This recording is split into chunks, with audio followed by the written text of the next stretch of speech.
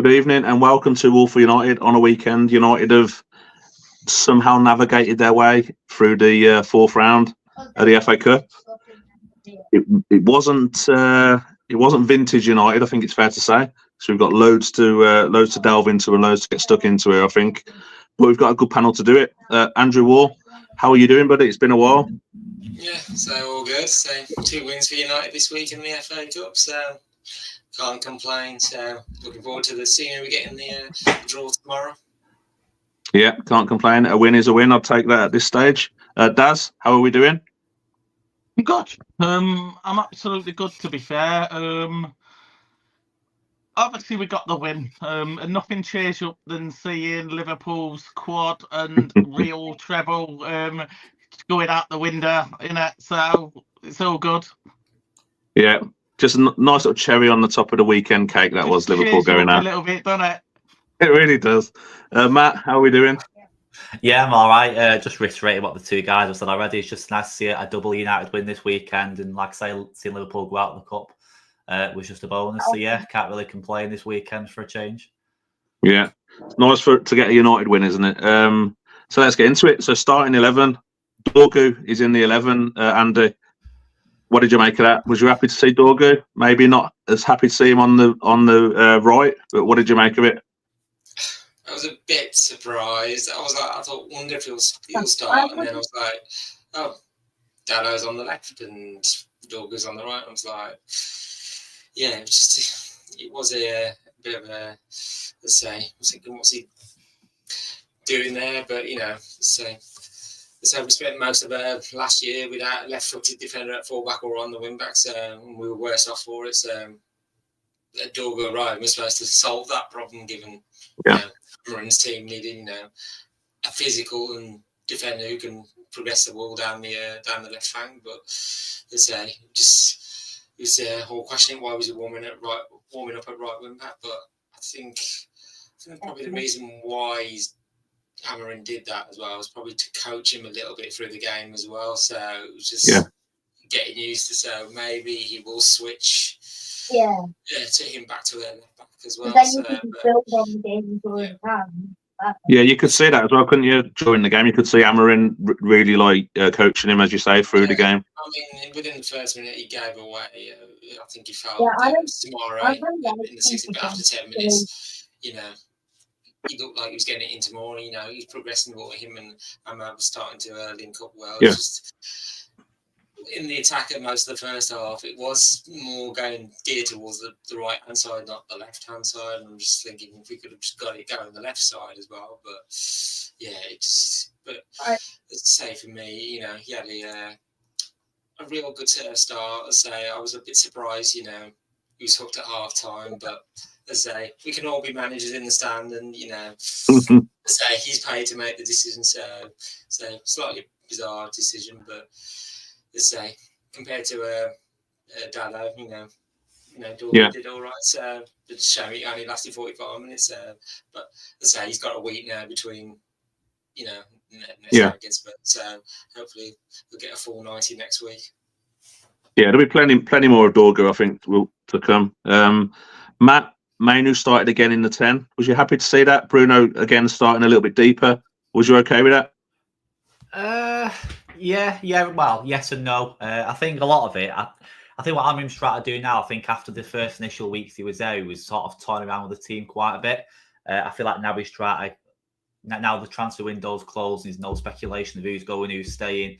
He's got a set group of players now. I feel like he's trying to embed and try and get a bit of consistency in terms of where he's playing players. A bit like Dorgu, for example, obviously in that role, try to get players being able to play on both sides of the pitch, for example, which will be key, particularly at fullback, because of the issues that we've got constant there with injuries, etc.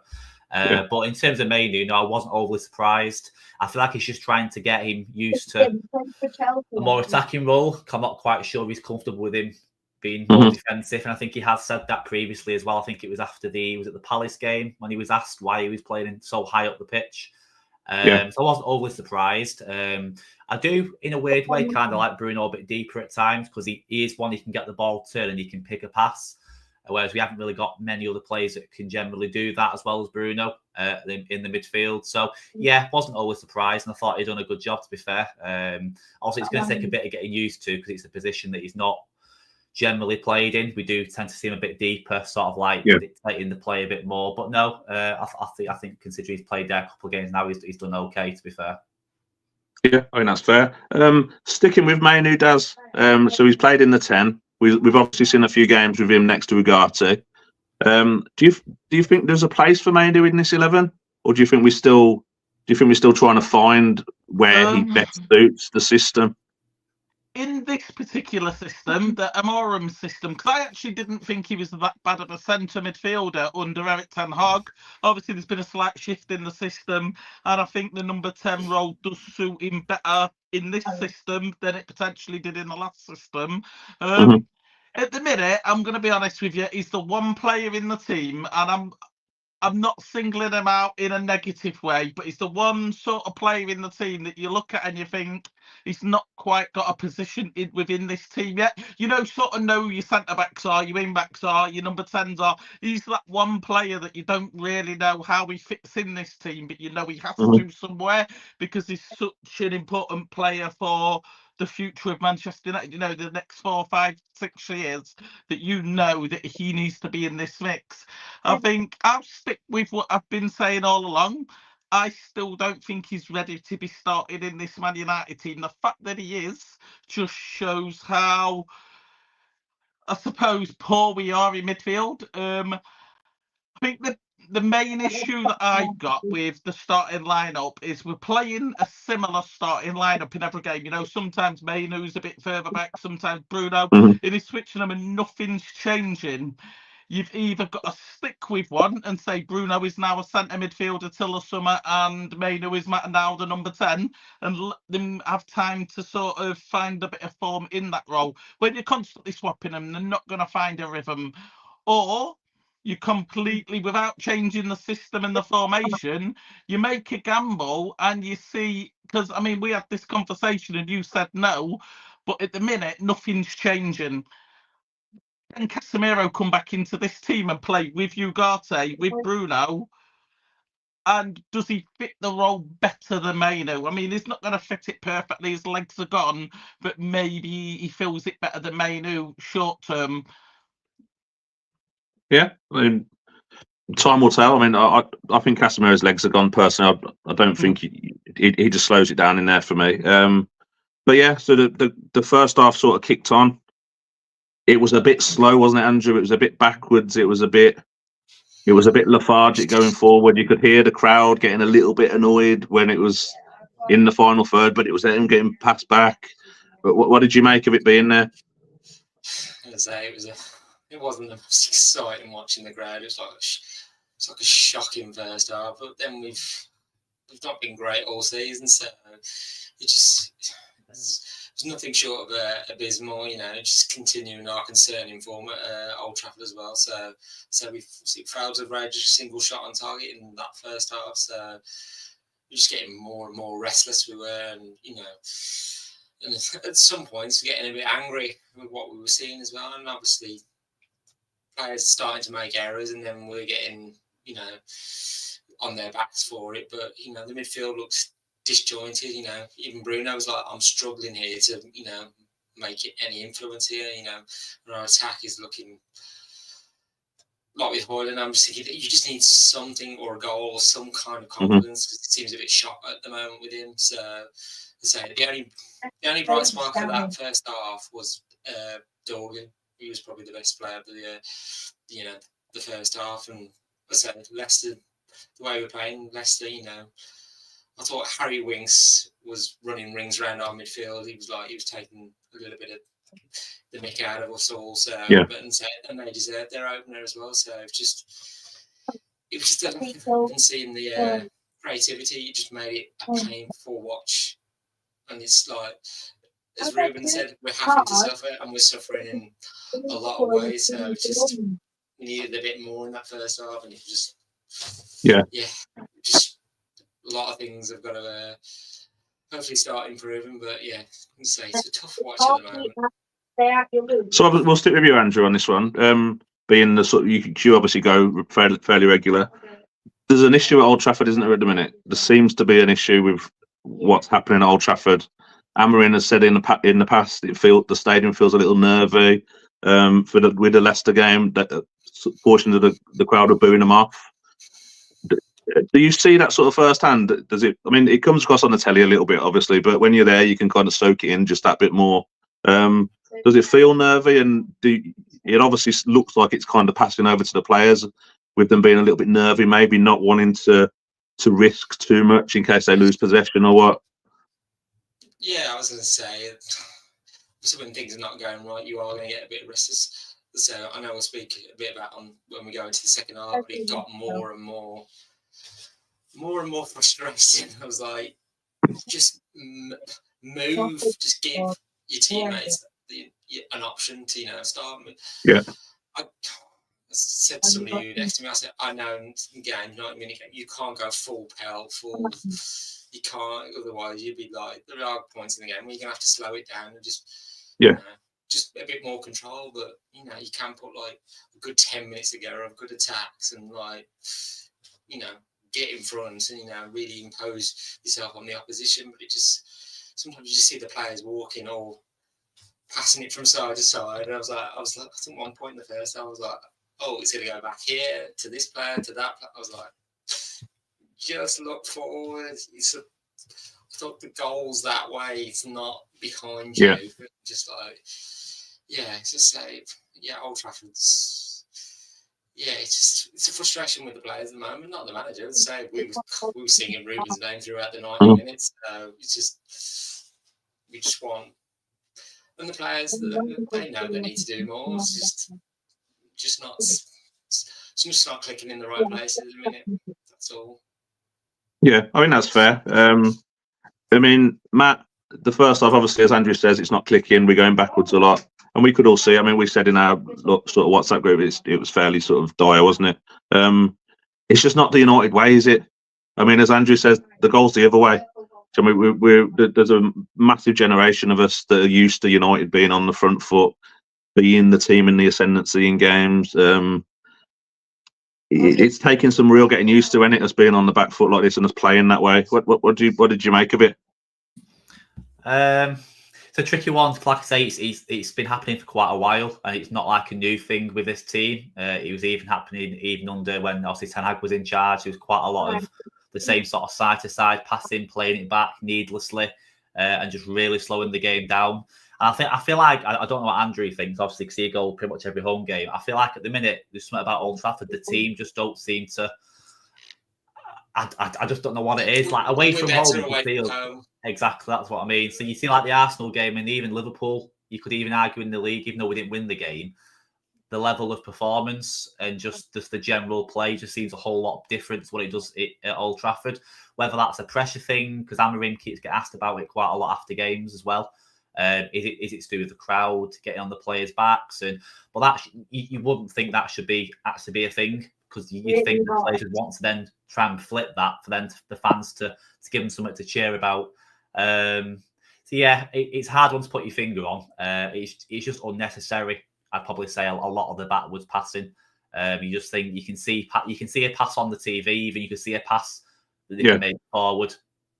Be a bit more positive, take a risk. I think they're playing it a bit too safe at times. I think we just need to start taking a few more risks. Which I think that's a few times.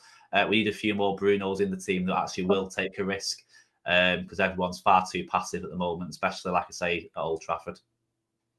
Yeah, they're kind of waiting for the perfect moment to feed that ball through, aren't they? And not wanting to. I mean, I say it to Daz quite a lot on messages. No one wants to like push that button to really have a go and sort of make something happen. Teams can smell blood, can't they, Daz, when they come to Old Trafford at the moment? I think that's a big part of what's happening. Teams are on us almost immediately, and then it puts United massively on the back foot. I mean, there's a stat that we've conceded the first goal at Old Trafford in like the last, I don't know, dozen games or something.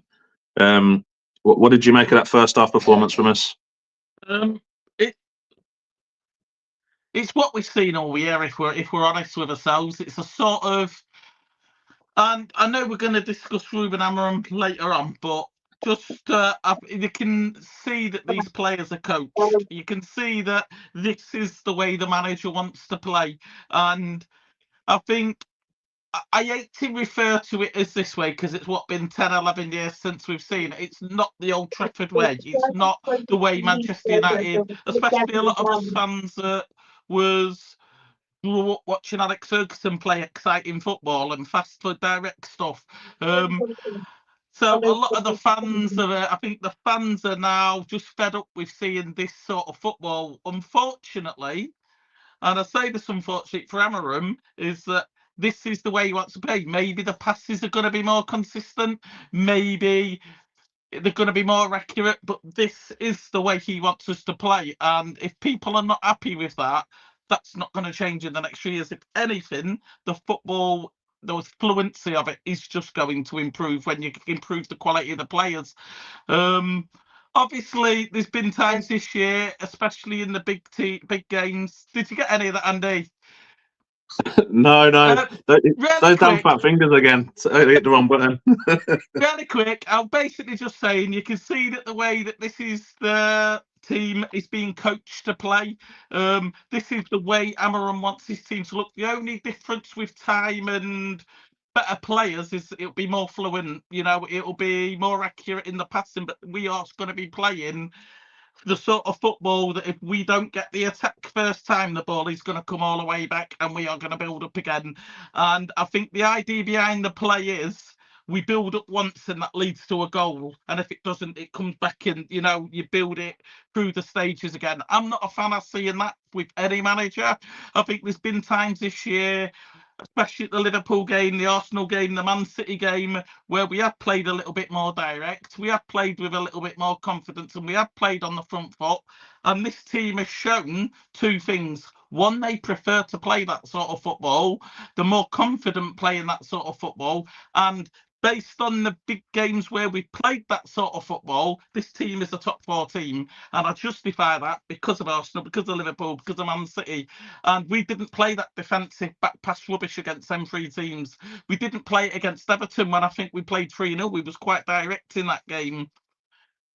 So my worry is we can see that Man United can play that sort of football against the biggest teams in the Premier League.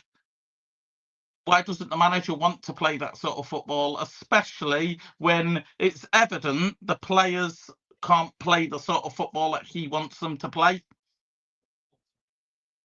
Yeah, I kind of get what you're saying. I think it's very difficult to play. Well, it's very different to play in it against a team that wants to be on the front foot and there's much more space there to attack against the low instead of against the low block against sides like Leicester who try and do the counter attack in the same way United do.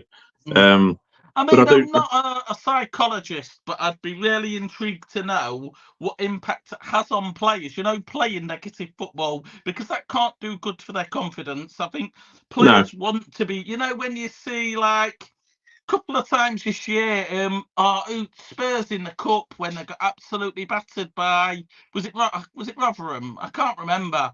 And there was constantly on the foot, and that built up quite a lot of momentum for them. Same today with Plymouth. They was attacking Liverpool, and it sort of gives you a bit of a superpower. We saw that with Wales over the, you know, few years where there was successful with Bale and Coleman.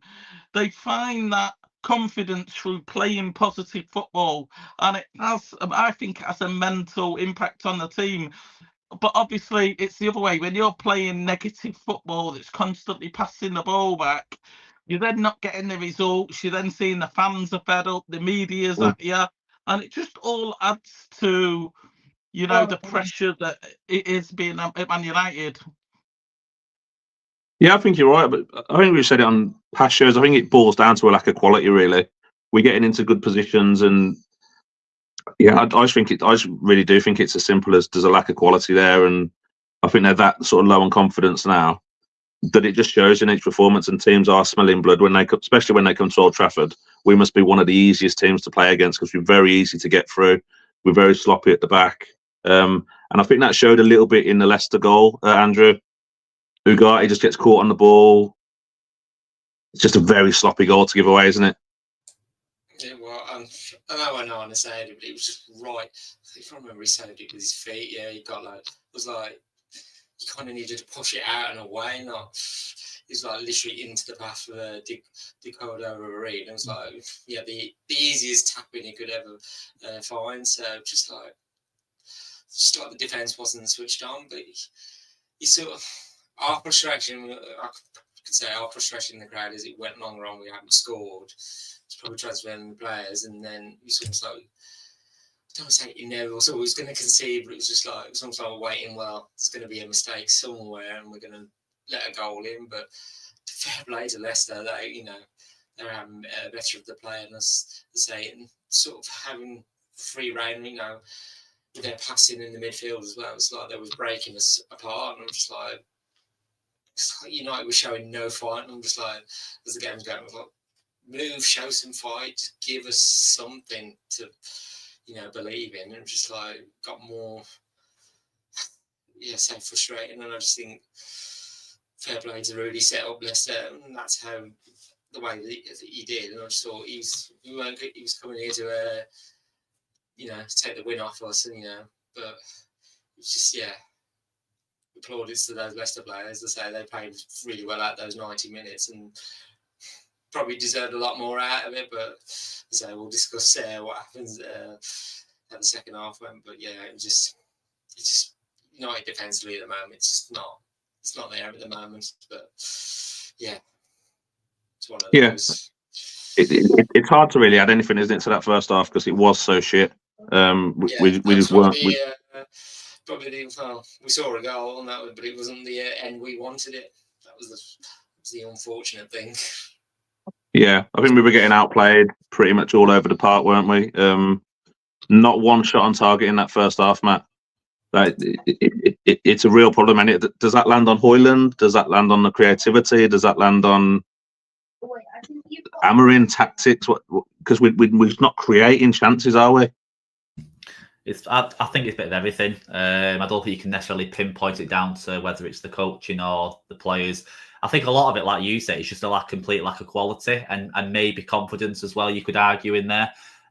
Also, we've seen for quite a while now, so the options of Højlund and Xerxes, they're not quite all Xerxes, in fairness, has actually, when he's come on, we have actually seen an improvement in his performances.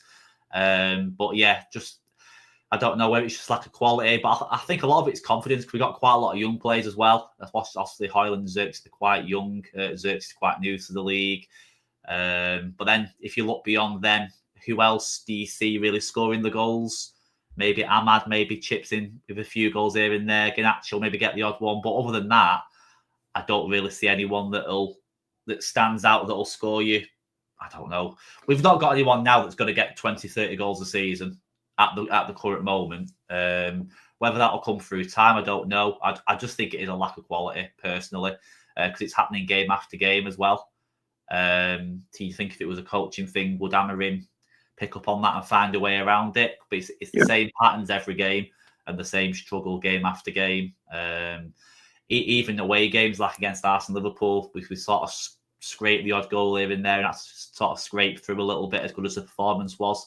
But in terms of chance creation and goal scoring, it's something they really need to look at, especially for next season, definitely.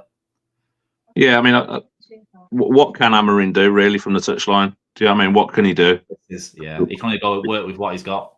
Yeah, there's only so much you can do, isn't there? Really. Are you there, Daz?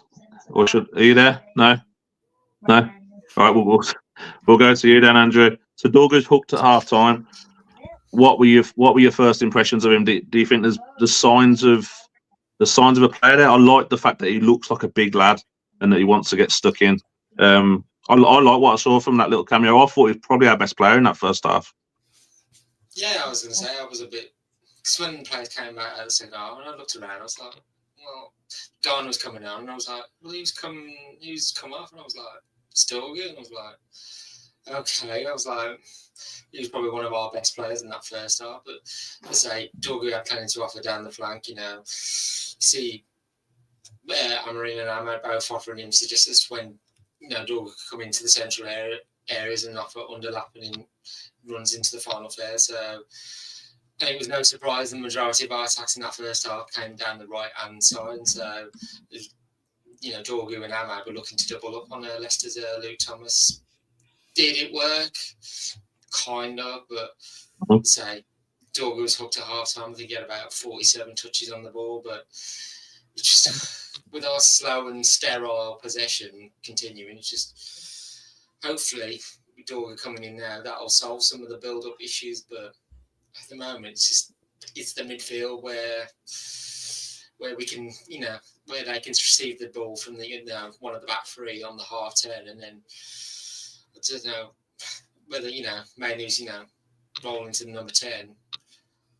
So he's moving to them, removes that Amron's best option for that role. So it's just Dorgu's like I say, he's a fresh face, but many of his teammates are just lack of confidence at the moment, spiraling. So it's just so he's bright in parts, but also while he was on the right hand side, just like that was Amarin's choice, but it just baffled a lot of us why he started that. But he's paid to make those decisions.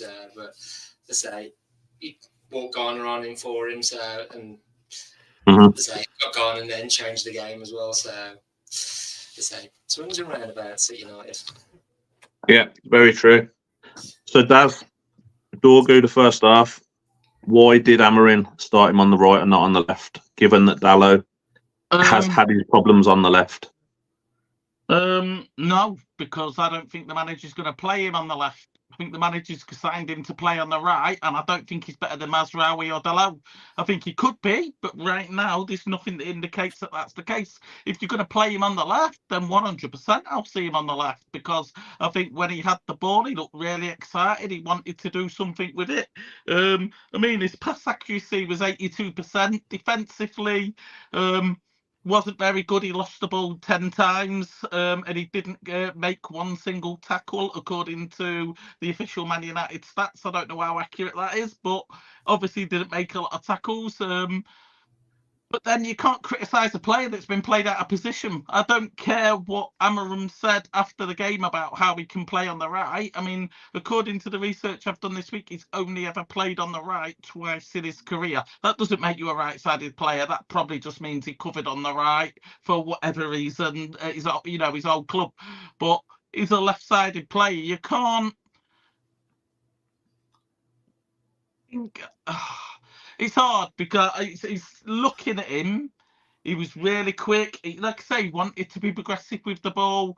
He made 4 passes into the final third, 3 of them being successful, which is that's more than that. I don't think he's going to be the man that has an assist. I think he's going to be the man that makes the chances. He's going to be the man that gets us in that final third and puts us in a good position. But time will tell. Will he play on the left against Spurs? 100%. Will he? I don't know if the manager will do that. If the manager plays him on the right, I'd be really worried, especially with Dalot not playing well over on the left, but obviously we don't know what's happening behind closed doors in training. Maybe he wants his right and his left to switch. I don't know. But he should walk in this team 100% purely because we've got no left back. Based on that alone, he walks in this team and he does look like he should, in terms of his aura about him. He's quick. He wants to do stuff with the ball. As of right now, based on seeing him in one game, I think if Luke Shaw comes back, he takes that position straight away.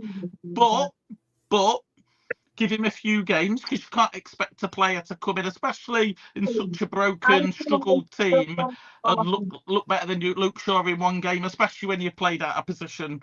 So he's quite fortunate enough that he's probably going to get another month before Luke Shaw's probably starting again. So he's got 4 weeks to make that position his own.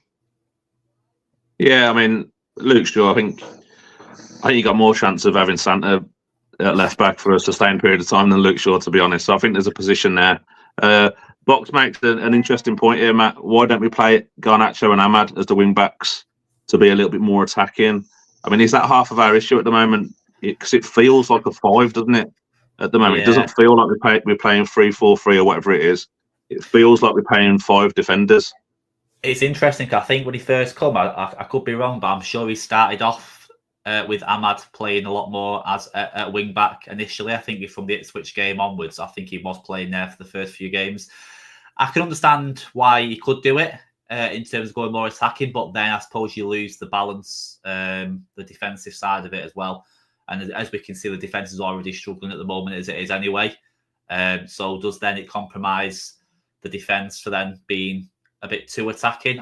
It's all about the balance in the team as well. I think a lot of it. I think at the moment we've just got to make sure the balance is right in the team until we get the players in the right position or someone that's more comfortable playing in this system. I just think a bit that we need to sort of go with a consistent lineup and players that know how he wants them to play. It's going to be painful probably for the rest of the season. I can't really see it getting. I can't see it getting an awfully a lot better than what it is currently between now and the end of the season, unfortunately. But I think a lot of it is just down to we need to keep it consistent now and just not mess too much because we have got things to play for this season. Obviously, we've got the Europa League and also got the FA Cup as well. We've got a decent chance in. It is maybe something to look at moving forward. Possibly wants to get all the players in. At the minute, I'd just stick to what he's doing. But in terms of Dorgu, I can't see Shaw getting in the team over him personally. Obviously, Amorim signed him for a reason. Yeah. And the reason is he wants him in his team. Yeah, I agree. He looks like an Amorim sort of player as well.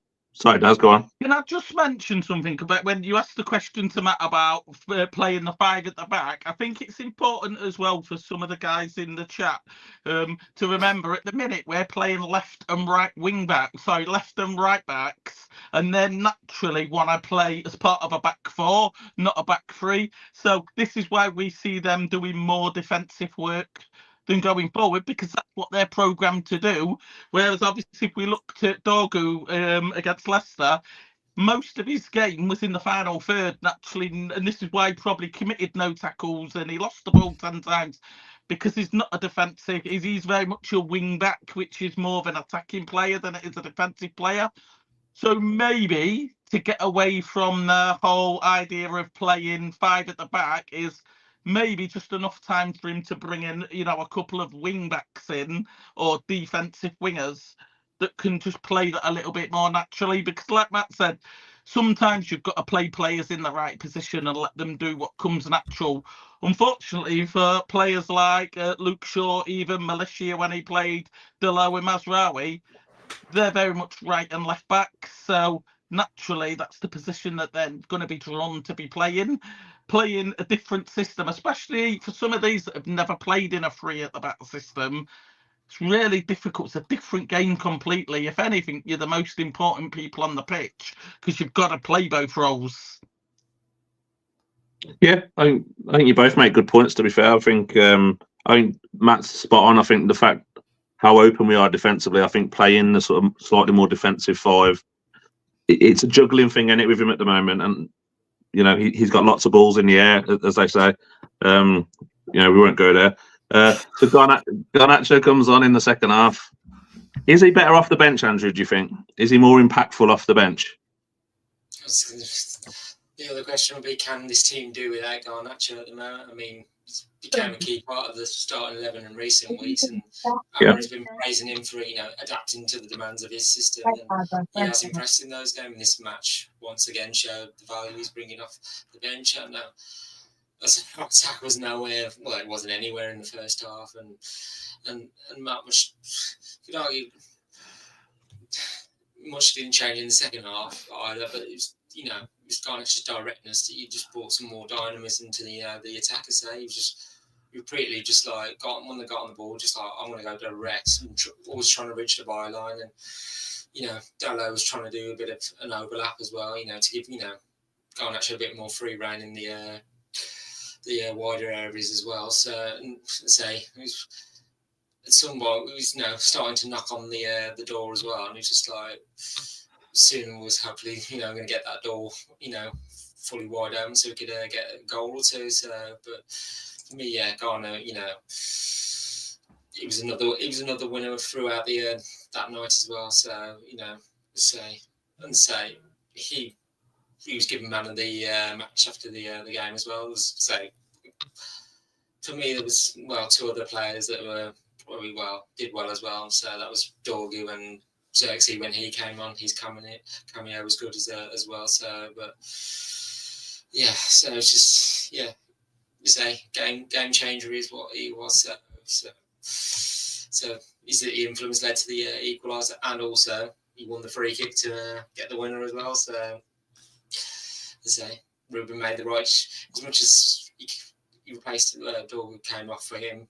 Amarin made the right choice. So yeah, I agree. I mean, I thought the game totally changed when Garnacho come on. He gave us that impetus going forward. He had James Justin, I think it was. He had on the right. He had him on absolute toast. Every time the ball went to him, he was just nailing him. The thing that I still struggle with, Matt, with Garnacho, is the decision making. Yeah, it winds me up because he's such a good player, Garnacho. I think if he sorted that part of his game out, yeah, I think it'd be amazing. I think the number of assists he'd get would be high. The number of goals he'd get would be good. There was a point where he does all the hard work. He gets to the byline and he sort of 6-yard box sort of area. Xerxes and I want to say Hoyland possibly waiting sort of around penalty area. Yeah, and he tries to bend it in from there. It's just stuff like that. The decision making for me, I think he needs. I really do think he needs to work on that, just for the benefit of the team, really. I think, like you say, I do agree. I think that is one of the other things that is missing in his game. The fact that a player like that so young can come on and make such a big impact on the game, you could almost argue he sort of carried the team in that second half when he came on. I think had he not been on the pitch, would we have won the game? Probably not. I didn't actually see where a chance or a bit of impetus was going to come from anybody else on the pitch at that point. I just like his directness more than anything. I think that's exactly what you want to see. Obviously, as fans, like season ticket holders like Andrew himself, that's what you go to, what you pay the money to go and watch. Attacking football, something that's going to get you off your seat, and that's something that he provides.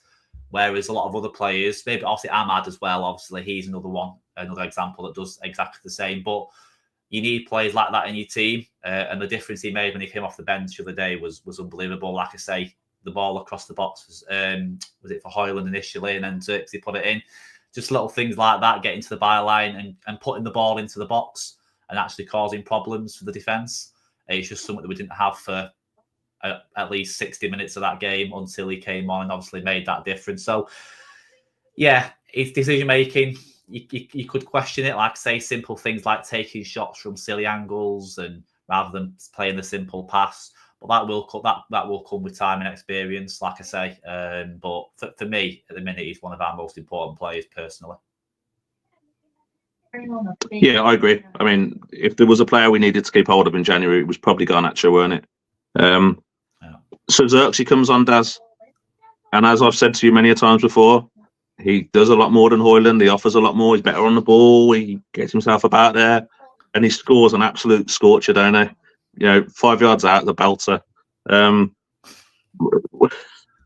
What do you think of Xerxes? Has he changed your mind yet? I actually think, and I know you're going to disagree, I think Hoyland had a better game than Xerxes. 100%. If you look at the balls that Hoyland was running onto, or the balls he should have been running onto, he was away from the Leicester back line 4 or 5 times and just didn't receive the pass. That's not on him because somebody didn't. There was times where he was in the box on his own and nobody squared it to him. He could have had 3 or 4 goals had there been better decision making before the ball got to him. Xerxes scores a tap-in and people forget that actually it was just a tap-in. It was very fortunate that it came off a deflection. It's not like it was a goal that he earned or he deserved. It was literally just fortunately fell at his feet with an open goal. And, although we have seen players miss it from there, it's almost impossible to miss it from there. I think that this is the really poor misconception that people has at Hoyland. People watch the football on the telly and forget that there's a completely other game happening off the ball. And actually, that is when you start to see how good footballers are. And I had this same argument with I'm gonna completely switch it just for a second. This is the argument when I talk about Erling Haaland and how good he is. People say he only scores tap-ins. To get the ball in the 6-yard box unmarked, you've got to be world class off the ball to do that. And that is why Erling Haaland is one of the top strikers in the world. It's not because he scores a lot of balls. It's because a lot of goals. Didn't Xerxes do that for his goal though? Himself in a position that can score, and I think Hoyland is doing that off the ball. He is putting himself in it. I think we're talking about on the ball, 100% Xerxes is a better player. Xerxes is a bit like a Harry Kane in the way that he can play a little bit deeper and pass the ball, in the final third, but he can also poach a goal like he did against Leicester. He can do both. Hoyland can't do both. Hoyland is the sort of player that is just going to run on. But similar to the one-on-one, I say one-on-one, defender caught him that Garnacho had from the left-hand side. Hoyland's that sort of player, he makes runs, but players have got to find him, but players are not finding him. And I'm looking at stuff like that off the ball, and I think he's getting a lot of stick because he's not getting goals, because he's not getting assists. But he is making the runs, he is creating the space. And like you say, a quality player would find that every time. A player like, dare I say it, a player like Mo Salah would find that every single time. A player like Paul Pogba at Juventus the first time would find that every time. Bruno a few years ago would have found that every time. Odegaard would find that every time. We just don't have the players that can do that. And maybe that shifts when we bring in a new midfielder that is used to playing with a striker like Hoyland. We've been linked to the midfielder at Sporting, and obviously Hoyland is closer to Gyökeres than sort of anyone in terms of the way that he plays. I'm not saying it's the same in quality, but in terms of the way that he plays is very close to Gyökeres. So maybe he just needs a midfielder that can see that them runs that he makes, because he is making them. And honestly, I say to anyone, watch the game back, ignore the ball and watch him. He is creating so much space, but nobody's seeing it. You can see him. There was a moment where he ran out to the right, he beat the defender, and Dorgu dropped the ball back instead of passing it up in the, and you could see Hoyland's arms just go. He knew he'd made a perfectly good run that beat the back line, but there was no pass. And honestly, people don't see that he does that, and it's so good in his game, and it just needs a player that can unlock him. Don't get me wrong, I am very critical, and he is missing opportunities that he should be scoring 100%. But we have got to be mindful of his age, his experience. He's not at the age or the experience level to be a prolific goal scorer, so it's unfair to expect that from him. But yes, he should be scoring more, but there's loads of opportunities that he's getting the blame for not doing, but he is creating loads of runs, but no one's pulling them out. Yeah, I don't think for the first time in this show I'm going to disagree with you, but I'm going to disagree with you there. I think he needs to do a hell of a lot more. He doesn't hold the ball up great. I just don't think he does enough at all for the system. Andrew, Xerxes seems to have turned it around a little bit with not necessarily the Old Trafford fans, but the fan base. A few weeks ago they were cheering him off, and it looked like he weren't going to play for us again. It looked like end of the road sort of stuff. I actually think he's put in some really good performances over the last sort of 4-6 weeks sort of thing. I actually think he's starting to become quite a good member of the squad, actually, quite a good sort of squad player.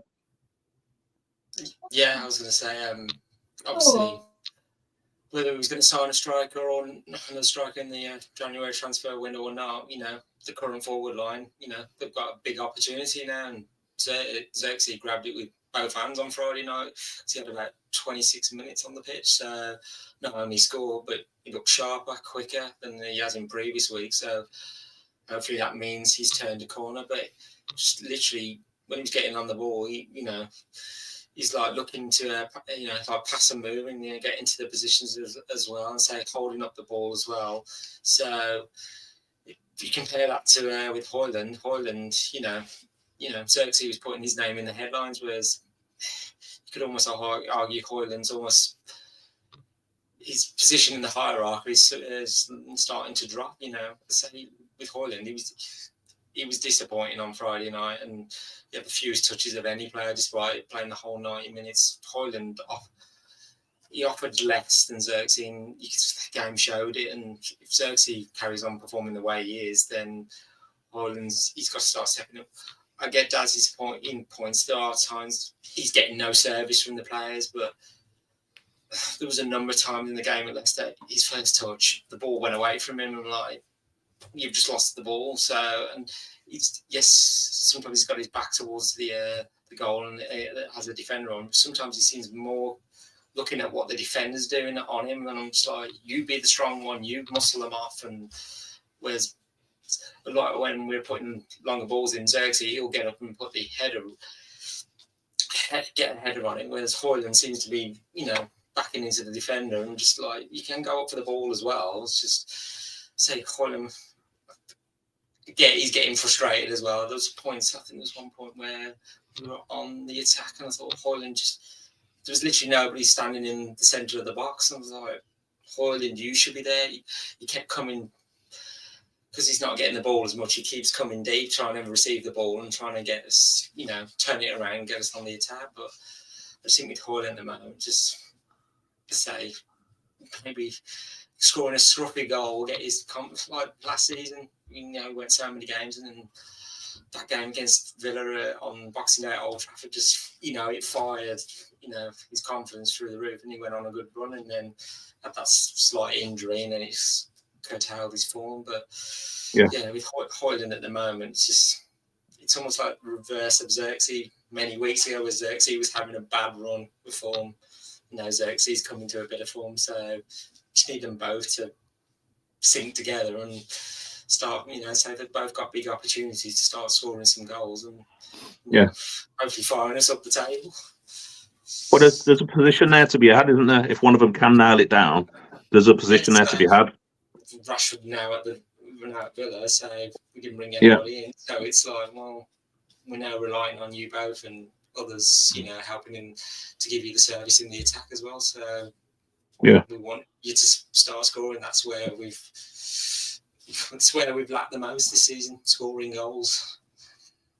Yeah, I mean, I agree. I mean, it was the same last season, and Højlund was the man last season. I know he had a little bit of a purple patch. I just think he needs to do more for the team, like on and off the ball. I think he needs to do a lot more. But we'll move on. No. Comment, Andy. The primary. We'll move on to the next bit. Otherwise, we're going to be here all night.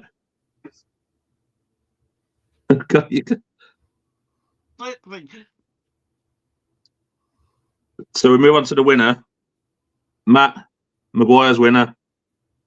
It's onside all day long, isn't it? Do you know what? To be fair, in the moment, I wasn't actually bothered. I think everyone was more relieved the fact that it hit the back of the net. I don't think many people wanted to watch another half an hour of it. That was the main thing of it. Like I say, it's a typical Maguire goal. Last minute, it's not the first time he's done it. In the past, he's come up with big goals in games for us from set pieces. So wasn't overly surprised to see it go in, but it was a perfect ball in from Bruno. Like the ball in was literally on the plate for him, and he literally couldn't miss, really. Once his head was on that, you knew it was in the back of the net. So wasn't a surprise, but there's been all this debate over offsides and things like that and VAR, but let's be honest, if there's no VAR and the linesman's not going to give a decision, it is what it is, isn't it? It's a goal's a goal. You played to the whistle and all that, didn't you? I mean, like I say, I don't think VAR would have given that anyway. It looked borderline, I would say. So we make it through, Daz. I'll come back to you now. We make it through, but the reports have come out since the game that Amorim kept a few of the players behind to have a bit of a training session at Old Trafford at sort of 10:30 at night, sort of thing. He's gone, has it? So we'll come back to Andrew. So there was a report after the game that he kept a few of the players behind for a training session after the game. What do you make of that? Do you think it was for the players that hadn't played? And with Hoyland as well, apparently. I don't know whether Hoyland has requested that as well, but I think those that hadn't played or those that had only come on as subs, I don't know whether, if I remember right, if they were involved. But if Hoyland felt like he needed to be a part of the, I don't know if it was reported, it was like a full-on training. Because they had the goal nets there as well, and it was like I think it was reported they're doing a full-on training session. It was not like some like they do like a warm down and fairly standard, would you say? Yeah, but usually they just do a warm down. But it looks like in the pictures, but you can see the goal nets in the middle of the pitch. So maybe Aaron was like, I want to work on a few things while it's fresh in the memory and going, well, look, this is what we need to do. So, but yeah. So that's what usually happens after games. Is like warm down. The coaches go through things with those that hadn't played, but or some that have only got so many minutes. So yeah, it's a bit surprised that Hoyland did it as well, but maybe felt like he needed to say join in as well. So, but yeah, so just quickly on the goal, I was like Matt standing there in the Stretford, and I was like when got the free kick, I was like, please, Harry, just put your head on it and we can all go home. and then, because the free kick, the way it flowed, it reminded me, was it last season? Was it where we scored the win against Brentford? It floated in and Harry headed it on the top of it. It's a bit like that. Yeah. Like, as soon as Harry because I saw Harry coming in and I was like, as soon as he put his head on, I was like, it's all over. And I was like, and then, one of the WhatsApp chat was so offside, but we'll take it. I'm like, yeah. I loved it as well because it sounded like the Leicester fans were giving him a bit of a hard time when Leicester were 1-0 up. Yeah, and and when they scored and shouting, "Who are we?" Like I said before, don't start crying just yet. I did feel a bit for it. I was like, if that had been the reverse, we would have been absolutely furious. And so yeah, I did feel a bit for Rue when he walked off, but we all clapped him off. So, but yeah, I would have been. I mean, it's a shocker by the linesman, isn't it? Because it's literally a standstill start, isn't it? It's right. Yeah. You can see not just Maguire, 3 others. yeah. But yeah. I thought, who cares? I can go home. We take it into the 5th round. So back on the performance, I'm going to come to you, Daz. I think you might be the best place to start on this one. If performances carry on like that, does Ruben have an issue? Is he under pressure even before the end of this season? Me playing devil's advocate here, if we lose, I don't know, another half a dozen games at Old Trafford, is the pressure there on Amorim, or is it a free hit this season? I hate using the term free hit because there's got to be, I say this all of the time, there's got to be a minimum requirement, and every manager in the Premier League has to hit in order to keep their job. 100%. That minimum requirement changes depending on what job you're in and what team you're with in the Premier League. I mean, nobody's expecting him to get top 4 this year. Nobody's expecting him, for me, to eat, I'd say, top half of the table, anywhere from 1st to 10th, floating around there, is a free hit. You can lose games, but we need to stay within that. I think he's already under pressure massively because of the games that we've lost, like Wolves. I mean, we dropped points to Ipswich in his first game. That's forgivable because it was his first game.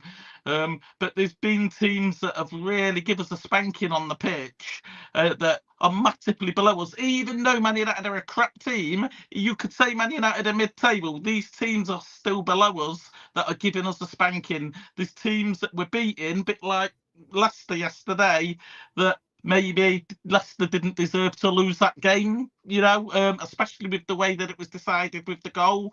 And I think it's that puts him under pressure for me, because none of that is changing. I think he's in a better position than I'd like to think he is because of the Arsenal, Man City and Liverpool game. You always say you win, you get a couple of good results against a couple of your big teams, like them 3 especially, and you buy yourself time. I think It's tough because I know there's going to be a lot of fans, maybe a couple of you that say, you know, the quality issue's not there, but you can't say that when he begged for a shiny left wing back and you play him on the right. So you can't tell me that there's a quality issue when you're given the player that obviously has quality, especially when you've not got no one in that position and he doesn't utilise him in the right way. That is a competence issue. And whether you want to keep Ruben Amorim or not, you have to accept that that has happened and it shouldn't be happening. There's also stuff when you look at this for me, and I think that this is the big thing is people. I mean, you've mentioned it a couple of times. There's a quality issue. Luke Shaw, below that's been playing on the left, is a Champions League level player. Mazraoui is a Champions League level player. Billet, Martinez, Maguire are Champions League level players. Ugarte is a Champions League level player. You know, Mainu, European level player, maybe not quite Champions League yet. Marcus Rashford is a Champions League level player. Garnacho is becoming a Champions League level player. Granted, you've not got that with your centre forwards, but there is eight players or so in this team that are Champions League level players. So the quality might not be there to get top 4, but it's certainly there to get top 10. And for me, the manager needs to be getting that out of the players that he's got, because the minute you come in and you say the players are crap, I need new ones, that gives me no faith that you can build a team, because there is players in there that I've mentioned that are going to be there for the long haul. Mazraoui is going to be there for the long haul. Martinez is going to be there for the long haul. Maguire, you know, there's so many players, Ugarte, that he is not getting anywhere close to 100% out of. But they are going to be players that this team's going to be built around. Yes, we need a new midfielder. We've needed a new left back. You could argue we need a new goalkeeper and a centre forward and maybe another number 10. But there is a lot of players here that will still be here in 5 years because they.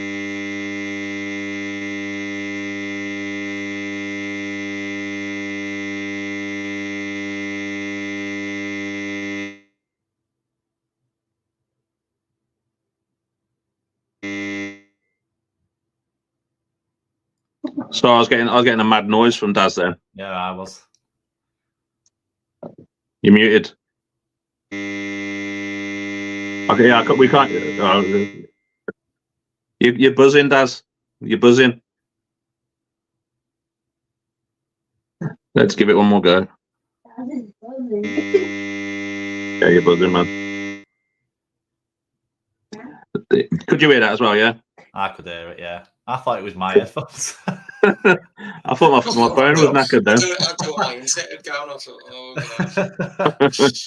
You were So all I'll pose that one to you guys. We'll start with you, Andrew. Do you think Amorim is under pressure if performances carry on? All elite managers are under pressure, and he's up there. You know, he's going to put pressure on himself to achieve as well. You know, it's in any manager's DNA. You know, to achieve, and they'll put the pressure on themselves. You know. But I know Ruben, I think, did he say a while back in one of the press conferences, he said, well, jokingly, well, how serious he's been, saying, you know, results, you know, I could be in the fire. But look, hearing and being at Old Trafford, I don't feel like his job is in danger. You know, United, you know, you pointed him, he's a good, talented head coach, you know. Yeah. What achieved at Sporting, you know, he needs that time to eradicate the dead wood and the culture that, you know, of all underachievement, you know, he needs to rejuvenate that squad with young, hungry, response, you know, players that are going to take responsibility as well. You know, his problem has been not just much as ability, but the mentality as well. You know, you could say in the past, you know, with like the Glazers in charge, you know, it's been more about what the player can get out of the club rather than what they can put in for us. So I think Amorim's got to address the lack of leaders in the squad as well. You know, it feels like United have been a bit too indifferent. You know, you have to recruit stronger characters. You look at the past, you know, going back years ago, the strong characters in the squad. Those players, they ran the dressing room themselves. You know, Fergie was at the head of it, but it was the players that, you know, they all kept each other in line as well. So yeah. So and also, you know, what we want to promote from the academy players who care about the club, who've been at the club a long time. So let's say, I think the more at the moment, and I think Aaron is at a point where he's not had much time on the training field for, he's been going from game to game, and I think this might be the only second or third game where it's been from 1 week to the next. So he's had that week long where he's gone, I can start implementing more ideas and how I want to play. But you can only really be judged in the summer. I mean, as he said, the suffering's going to continue before it gets any better. And so even in the crowd was like, after last week, the defeat against Palace, it was like we were more frustrated at the players. Amarin, we were just singing we've got a new song for him now. So, and that was the best bit about that game last week against Palace. It was singing his song. Yeah. So, he's got the backing of the Stretford and an Old Trafford. So, just patience. That's what United fans do. We have a lot of patience, but just our frustration is with the players.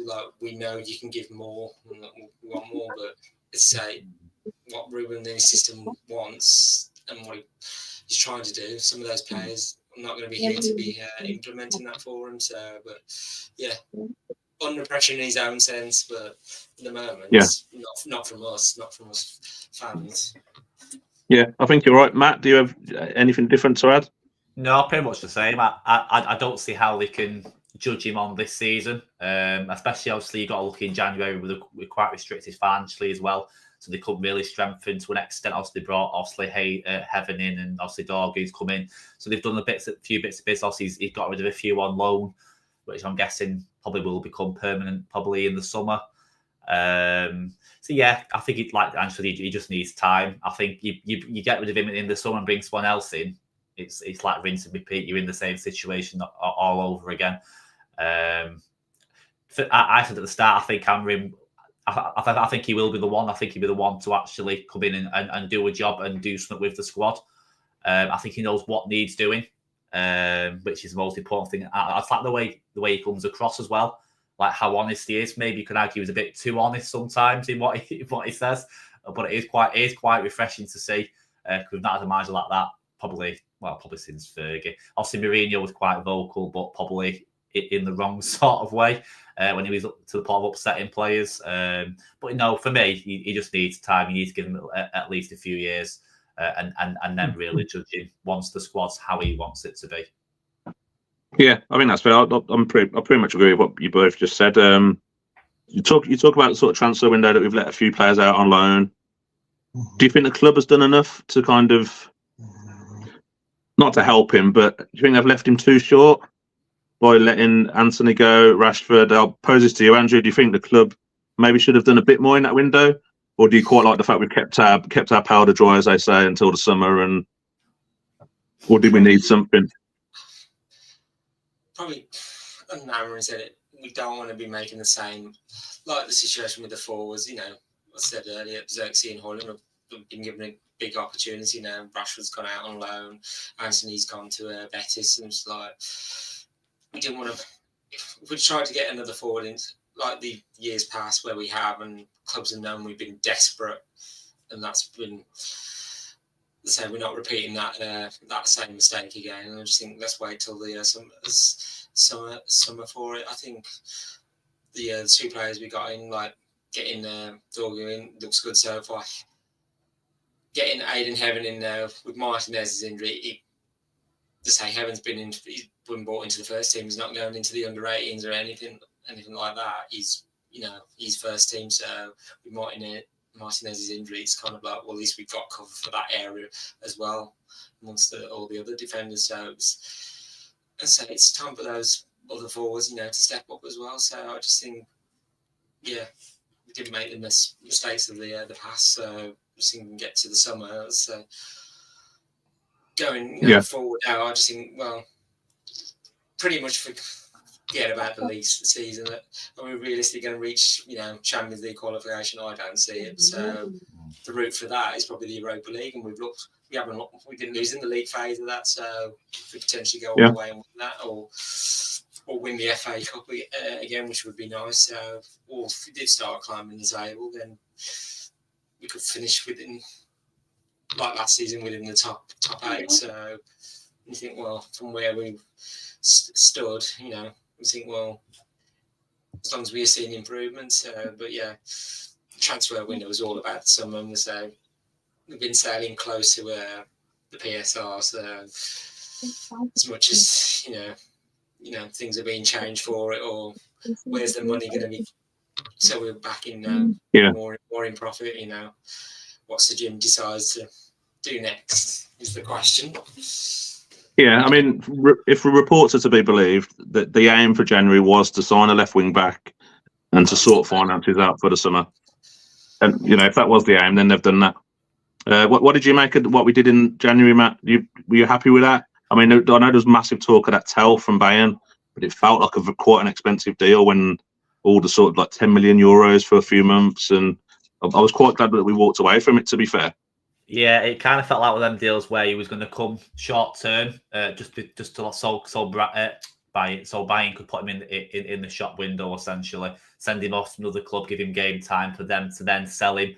I don't think Bayern were wanting to give him to us on loan with an option to buy. I think it was just going to be a straight loan and then him go back. So yeah, I wasn't overly surprised that didn't happen. And again, would he have really been an improvement on what we've currently got up front? I don't think so, personally. Again, he's not another young player, not really got the experience. So yeah, I wasn't overly surprised. Two good players come in. Obviously, like I say, we've got rid of a few players off the wage bill as well till the summer. So yeah, I wasn't surprised. I think the only position I think people were a bit concerned about obviously was the striker position. Yeah. And I kind of felt with Rashford and Anthony going out, we may have looked to have done something, which they probably did look. And obviously the right options weren't there. And we just don't want to go down that route of just panic buying like the Radamel Falcaos and the players like that in the past where they just brought me on deadline day for the sake of bringing somebody in. Because then you've got the same issue with offloading them again, etc. So yeah, for me, probably the perfect window, or as perfect as it could have been within obviously the financial restrictions that they've currently got. Yeah, I think I agree. I mean, the proof for the pudding will be in the summer, won't it? If we go big in the summer, because we haven't done anything in the sort of winter window. Yeah. As Andrew said, I think the season's pretty much a dead rubber, isn't it? Now we may sort of, we've looked better in the cups. I mean, Leicester we looked a bit shit, but in Europa League we look better. And but yeah, I think you're both right. Do you either have any preference in the FA Cup next round? Do you want a big team, a little team? As I say, take Plymouth at home. Yeah, well, yeah. Another a big day out. But let's say we've got to beat what's in front of us. Let's say, hopefully, maybe third time in a row we can reach the Wembley final again. But let's say, just got to improve the performances first. But let's say, because the draw's tomorrow evening, I think, just 7, I think, yeah. So we'll soon see if United are taking some money out of me tomorrow for a ticket or not, or it's going to be an away day. The important thing is that we're in the draw, innit? That's the important thing. We're in the hat. That's all that matters. Yeah. Kind of what MT says here about Gabriel Batistuta. I used to love Batistuta in Fiorentina days. Quality player. I remember he scored a few against United at Old Trafford, if I'm right in thinking. Could have swore he did. Yeah, and I think we were heavily linked with him, and I don't know how close we were, and because it was like the late nights where we were really, just one player we were looking at, but then so we had the likes of York, Cole, Sheringham, and Solskjaer. So it ended quite well. In hindsight, it ended okay. So we've done the FA Cup, then we're on to Spurs next weekend. Spurs a little bit like us, Andrew, a bit indefinite at the moment. They've got a few players missing. What are your thoughts going into that game? I worry a little bit about that. I've got to be honest. It depends what Spurs turn up. It's like you've got to watch the Villa Spurs game earlier. I'm just like, Villa's scored after a minute. If we could, and we are playing better away from home, if we can do what Villa did, away at Spurs, then But then you look back at that League Cup quarter final where we came, unstuck, and it was just like, for the neutral, that was an entertaining game, but it was just like, but I feel like if we go there, we've got to be on the front foot, and when we get the opportunity to score the goals and silence that Spurs crowd down, or so that they get on their players and the manager, and Daniel Levy's back rather than, our away and getting restless. But yeah, I just don't know what both teams are like. It's like it's with Spurs, goes on about the injuries. All teams have injuries. You have to cope in a way, but just like I say, we could say we have a few injuries, but it's a whole squad that we have to rely on. So, but yeah. Give us an early prediction, Andrew. Give us an early prediction. I'm just trying to think how many goals there are going to be as well, because both teams' defences are like. Obviously, I'm going to go United win, but I'm just thinking, by what though? I'm going to go 3-2 United. I just think it's going to be a 3-2 win. I just think both our defences are, we're prone to mistakes. So yeah, we'll take that. It might be an exciting game. It might be the most boring game. Who knows? But yeah, we'll see what. We'll take it. We'll take it. And Spurs bring next week to us. Yeah, we'll take it. Just before we move on, from everyone at All for United, Bazza, sleep well, man. Sleep well. Have a lovely night's sleep. Matt, yeah. So, what are you thinking? Spurs away? It's kind of like one of them games where you sort of like who's going to be. It's like the team of who can perform the worst at the minute. The way both teams are playing, you can't really pick who's playing better than the other. But no, in all seriousness, it's one of them. Like Andrew said, it depends on what Spurs team turns up on the day. They can like last season. I think we struggled against them on their patch. Obviously, they've not been in the best form, and obviously Angie's come to quite a lot of pressure himself, probably more so than Amorim, because Angie's been there a lot longer. So we just need to try and be in a position where we get, if we can, an early goal and try and get their fans on the players back, on the man, like I said, on the manager's back, and just cause that bit of toxicity within the ground, which will hopefully work in our favour. But we just need to go there and just try and get the 3 points. I think I think it will be a case of grinding it out again. Another typical United performance to try to get the 3 points. But for me, I reckon it'd be a tight. I'd probably go 2-1 to us. United, 2-1 United. Yeah, I think it'll be a tight win if we do. It feels quite weird, I think, at the moment with United. I have just a little bit more optimism when we're away from home. I still know we're probably going to be pretty crap, but we might be sort of less crap away from home at the moment, if that makes sense. Yeah, I think there'll be goals, like Andrew says. I mean, neither team can defend for Toffee, can they, at the moment? They look really poor today, I thought, Spurs. I don't know if either of you watched that game, but they look very poor, I thought. I watched most of it and say Villa should have scored more than 2 and should have had it out of sight. But yeah, conceding after the first minute wasn't ideal for Spurs, but they did grow into it. But then the second half, the second Villa goal just took a bit of the sail out there, wins, and then and then say they got Towel scored at the end. So I thought, are Villa going to buckle here? But they didn't. They saw it out and say.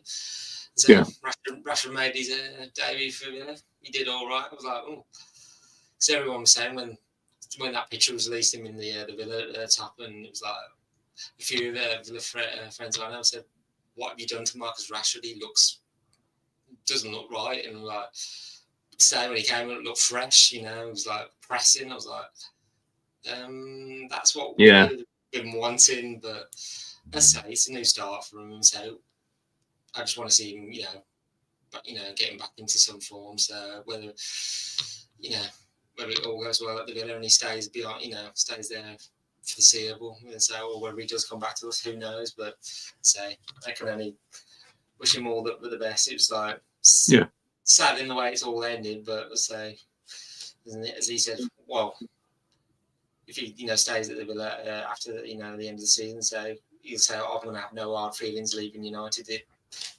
We'll all move on.